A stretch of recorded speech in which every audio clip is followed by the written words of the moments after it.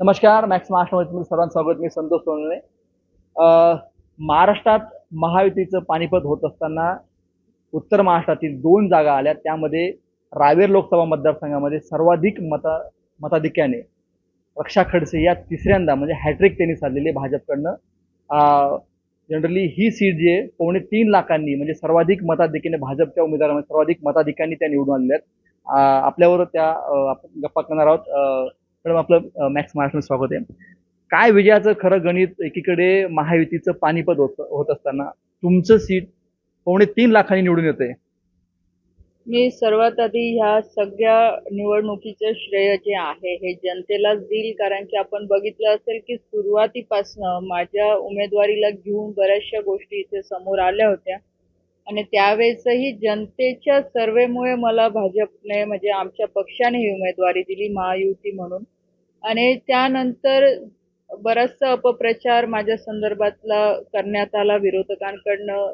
जातीवर त्यांनी बरंचसं राजकारण हे नेलं ह्या निवडणुकीच्या दिवसांमध्ये, पण तरी सुद्धा जनता त्यांच्या कोणत्याही गोष्टीला बळी न पडता भक्कमपणे माझ्या पाठीशी उभी राहिली. आज सगळ्या समाजातल्या प्रत्येक घटकाने, मग तो युवा असेल, महिला असेल, ज्येष्ठ असेल, शेतकरी असेल, सगळ्यांनी भरभरून मला मतदान दिलं आणि आज आपण बघू शकतोय की जवळपास 2.25 लाखाच्या फरकाने मी इथून निवडून आले आहे. एकीकडे आपण जर बघितलं की जे दिग्गज नेते आहेत म्हणजे नितीन गडकरी नंतर मला असं वाटतं की सिनियर तुम्ही जात म्हणजे तिसऱ्यांदा हॅट्रिक केली आहे. कोणाला श्रेय देणार तुम्ही? ऑफकोर्स मी जसं आधी सांगितलं की हे श्रेय सगळे जनतेलाच जातं, कारण की जनतेने माझ्यावर विश्वास दाखवला. जे 10 वर्ष मी काम केलं, 10 वर्ष लोकांच्या संपर्कात राहिली, जे जे करणं मला माझ्या मतदारसंघासाठी शक्य होतं ते केंद्र सरकारच्या माध्यमातून मी माझ्या मतदारसंघामध्ये पूर्णपणे काम करायचा प्रयत्न केलेला आहे. आणि ह्या वेळेस आपण बघू शकतो की भारतीय जनता पार्टी सोबत जे घटक पक्ष होते त्यांचे आमदार असतील, पदाधिकारी असतील, कार्यकर्ते असतील, आमची संघटनेची ताकद जी आहे, आमचे बूथ प्रमुख असतील, त्याच्यानंतर RSS परिवार असेल, बजरंग दल असेल, महिला बचत गटाचे असतील, असे अनेक घटक आहे की त्यांनी ह्या वेळेस निवडणुकीला सामोर येऊन पूर्ण ताकदीने काम केलेलं आहे. दुसरीकडे आपण बघू शकतो की आदरणीय गिरीश भाऊचा हा मतदारसंघ आहे, विधानसभा त्यांची येते, त्यांचंही खूप मोठं योगदान याच्यामध्ये राहिलेलं आहे. नाथाभाऊंनी वेळेवर सांगितलं की मी ह्या निवडणुकीमध्ये रक्षाताईंना मदत करेल, त्यांचंही योगदान ह्या निवडणुकीमध्ये राहिलेलं आहे. तर ऑल ओव्हर आपण बघायला गेलो तर ह्यामध्ये प्रत्येकाने आपल्या आपल्या परीने योगदान दिलेलं आहे, प्रत्येकाने मेहनत घेतलेली आहे, म्हणून आज ही जागा एवढ्या मोठ्या फरकाने निवडून आली आहे. म्हणजे एकनाथ खडसेंचा म्हणजे खडसे ब्रँड चालला इथं. म्हणजे जर बघितलं एकनाथ खडसेंनी ऐनवेळेस भाजपला सपोर्ट केला. म्हणजे भाजपमध्ये थेट प्रवेश त्यांनी म्हटलं की दिल्लीच्या याच्यावर मी प्रवेश करणार. भाऊंचा प्रवेश सुद्धा थांबलाय. काय वाटतं तुम्हाला? प्रवेश होईल, कधी होईल का अजून? व त्या संदर्भातलं तर मलाही आज ते चित्र स्पष्ट नाहीये, कारण की ही चर्चा वरिष्ठांची आणि नाथाभाऊंच्या अंतर्गतली चर्चा आहे, तर ह्या संदर्भात तेच लोक उत्तर देऊ शकतात. खडसे फॅक्टर चाललाय इथे.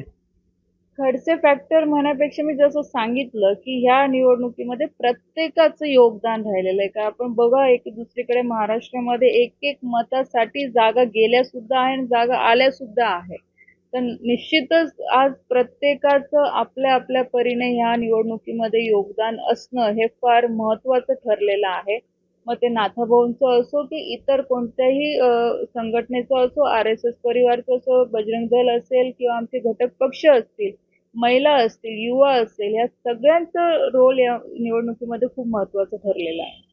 पंकजा मुंडेंनी एक काल स्टेटमेंट केलं होतं की ही निवडणूक खूप विचित्र निवडणूक होती. म्हणजे अशी निवडणूक बघितली नाही. पंकजा मुंडेंचा खूप निसटता पराभव झाला. भारती पवारांचा पराभव झाला. असे सगळे दिग्गज पराभव झाले. विचित्र निवडणूक होती. 14, 19 इतक्या.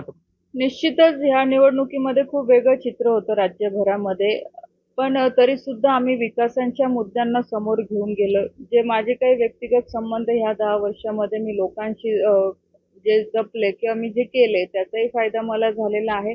आपण बघा की निवडणूक झाल्यानंतर जेव्हा मला कार्यकर्ते किंवा प्रत्येक गावातले लोक येऊन भेटत होते, त्यावेळेसही त्यांनी सांगितलं की ताई, ही निवडणूक पहिल्यांदा आम्ही बघतोय लोकसभेची की ग्रामपंचायतच्या प्रमाणे झाले. नक्कीच ह्यावेळेस आमचा प्रयत्न होता की ग्रामपंचायतला ज्या पद्धतीने टक्केवारी वाढते त्याच पद्धतीने ह्यावेळेसही निवडणुकांमध्ये टक्केवारी वाढली पाहिजे. टक्केवारी वाढली सुद्धा, पण जी एकमेकांची एकदम काठोकाठ आपण म्हणतो की बाबा की आता म्हणजे एकदम, कारण की लोकसभेला असं कधी बघायला मिळत नाही की एकदम समोरासमोर विरोध आणि इतकं अटीतटीच्या याच्यात. पण ह्यावेळेस ते चित्र बघायला मिळालं, म्हणजे एकदम म्हणजे गाव पातळीवर एकदम तणावाच्या वातावरणामध्ये या सगळ्या निवडणुका झालेल्या आहेत. अ, पण तरी सुद्धा हे सगळं चित्र असताना सुद्धा जो मतदार आहे त्यांनी आपलं माइंडसेट आधीपासून तयार केलेलं होतं. म्हणून आज समोरच्याने कितीही जातीवर ही निवडणूक जरी घेऊन ते गेले होते, पण त्याचा कुठे फरक ह्या निवडणुकीमध्ये मला दिसला नाही. तुम्ही हॅट्रिक केली म्हणजे जर बघितलं की आता सिनियर तुम्ही एवढ्या कमी वयात सिनियर खासदार महाराष्ट्रातले झाले आहात. अशी चर्चा आहे की तुम्हाला मंत्रिपद मिळू शकतं सगळीकडे, कारण गडकरी नंतर तुम्हीच सिनियर आहात. काय वाटतं, मंत्रिपद मिळाले तर? बघा, अजून तसं माझ्या डोक्यात काही नाही. आज मी भारतीय जनता पार्टीची कार्यकर्ता आहे. त्याच्यानंतर जनतेने मला निवडून दिलेलं आहे. आज खासदार म्हणून ह्या मतदारसंघाचं प्रतिनिधित्व करायची संधी मला परत तिसऱ्यांदा मिळते आहे. काम तर करायचंच आहे. जर पक्षाने ती जबाबदारी दिली तर नक्कीच त्याचं मी स्वागत करेल. अजून त्याचा फायदा मतदारसंघातल्या किंवा आपल्या जिल्ह्यासाठी बुलढाणा असेल, जळगाव असेल किंवा उत्तर महाराष्ट्र असेल, याच्यासाठी कसा फायदा करून घेता येईल त्याच्यासाठी प्रयत्न करेल. पण आजच मी असं नाही म्हणू शकत की मला आशा आहे आणि मला मंत्रिपद पाहिजे, असं ह्या आशेने मी काम करत नाही. याच्या आधी मी केलेलं नाहीये. जी जबाबदारी पक्षाने दिली ती प्रामाणिकपणे पार पाडायचा प्रयत्न केलेला आहे.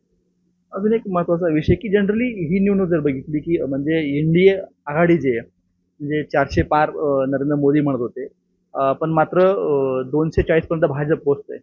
कुठेतरी धाकधूक वाटते की अजून? म्हणजे आता उद्या तुम्ही दिल्लीत चाललात, एनडीएचं सरकार नेमकं सगळं जर प्रिडिक्शन बघितलं, धाकधूक वाटते का मोदी पुन्हा पंतप्रधान बसतील किंवा काय? सगळं जसं बघितलं की महाराष्ट्रामध्ये वातावरण बघितलं, 105 भाजपचे आमदार असून सुद्धा मुख्यमंत्री नाहीयेत. बघ, आज एनडीएचं सरकार जवळपास म्हणजे होण्यात आहे. आज आताच बातमी पण मी बघितली की जे एनडीएचे घटक पक्ष होते त्यांनी सुद्धा पाठिंबा दिलेला आहे आणि जवळपास 290 ते 200 म्हणजे 292 पर्यंत आपल्या सीट एनडीएच्या आमच्या पोहोचलेल्या आहे. त्याच्यामुळे सरकार ऑलरेडी फॉर्मेशनच्या तयारीत आमचं तयार झालेलंच आहे. तर मला निश्चित विश्वास आहे की तिसऱ्यांदा सुद्धा आदरणीय मोदी साहेबच या देशाचं नेतृत्व करतील. अजून एक मध्ये महाराष्ट्रात आपण महाराष्ट्रात प्रतिनिधित्व करतात. देवेंद्र फडणवीस यांनी असं म्हटलं की मला पक्षामध्ये काम करायचंय आणि मी जे उपमुख्यमंत्री पदाचं आहे तर मी जवळजवळ राजीनामा देतो आणि पक्षाने वरिष्ठांनी मला पक्षासाठी काम करावं आणि मला या पदापासून मुक्त करावं, मी पक्षासाठी काम करेल असं त्यांनी मागणी केली. याकडे तुम्ही कसं वाटतं? बघा, आदरणीय देवेंद्रजी आमचे नेते आहे आणि त्यांचा राजकारणातला अनुभव, त्यांचा दृष्टिकोन हा खूप मोठा आहे.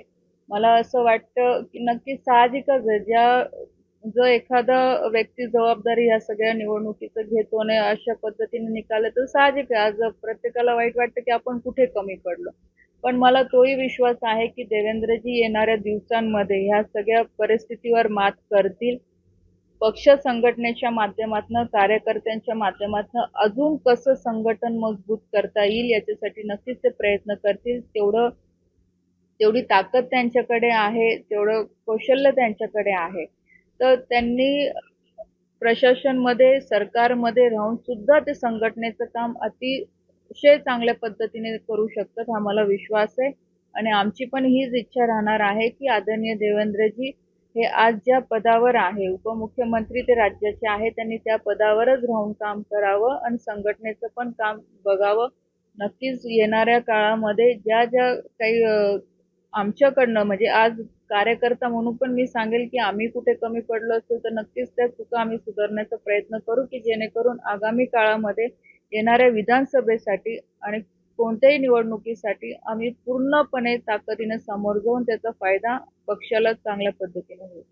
एक शेवटचा प्रश्न की जनरली बघितलं की महाराष्ट्रामध्ये 28 जागा भाजप निवडल्या, फक्त 9 जागा म्हणजे 2 अंकी सुद्धा पोहोचलो नाही. कुठेतरी भाजप चुकलं किंवा प्रचारामध्ये कुठे चुकलं किंवा निवडणुका ह्या लांबल्या त्याच्यामुळे त्याचा फटका बसला का? नेमकं कसं तुम्ही याकडे बघता? प्रत्येक लोकसभेचं चित्र वेगळं आहे. प्रत्येक लोकसभेचे स्थानिक मुद्दे यावेळेस खूप जास्त हायलाइट झाले, आपण असं म्हणू शकतो. आम्ही जेव्हा प्रचार करत होतो तेव्हा लोकांना हेच वारंवार सांगत होते की ही केंद्राची निवडणूक आहे. एक राज्याचं नेतृत्व देशाचं नेतृत्व ठरवणारी ही निवडणूक आहे. पण काही मतदारसंघामध्ये आपण बघितलं, जे तुम्ही म्हणतात ते, जसं तुम्ही आधी मला विचारलं, की ही निवडणूक खूप विचित्र आहे असं बऱ्याचशा लोकांचं म्हणणं आहे. म्हणजे पंकजाताई बोलल्या अजून सगळ्यांचं माझं पण ते ऑब्झर्वेशन आहेच. तर बऱ्याच ठिकाणी काही विरोधकांनी, म्हणजे विरोधकांनीच आपण म्हणू शकतो, हे मुद्दे चुकीचे लोकांपुढे मांडले आणि तिथले स्थानिक मुद्दे बरेचसे हायलाईट केले गेले, की ज्याचा काही संबंध केंद्राशी नसताना सुद्धा पण ते सोशल मीडियाच्या माध्यमातून खूप पुढे आणण्यात आलं. तर त्याचाही कुठे ना कुठे आम्हाला ड्रॉबॅक भेटलेला आहे. पण आता जे झालेलं आहे ते तर बदलू नाही शकत, पण येणाऱ्या पुढच्या निवडणुकीसाठी नक्कीच याच्यावर काम करायचा प्रयत्न पक्ष सुद्धा करेल आणि आम्ही सुद्धा करू. निश्चितच ज्या चुका झाल्यात भाजपकडनं त्या चुका होणार नाही आणि येणाऱ्या काळात देवेंद्रजी असेल किंवा भाजप हा मोठ्या ताकदीने उभा राहील असा विश्वास रक्षा खडसे यांनी व्यक्त केला. पाहता मॅक्स महाराष्ट्र.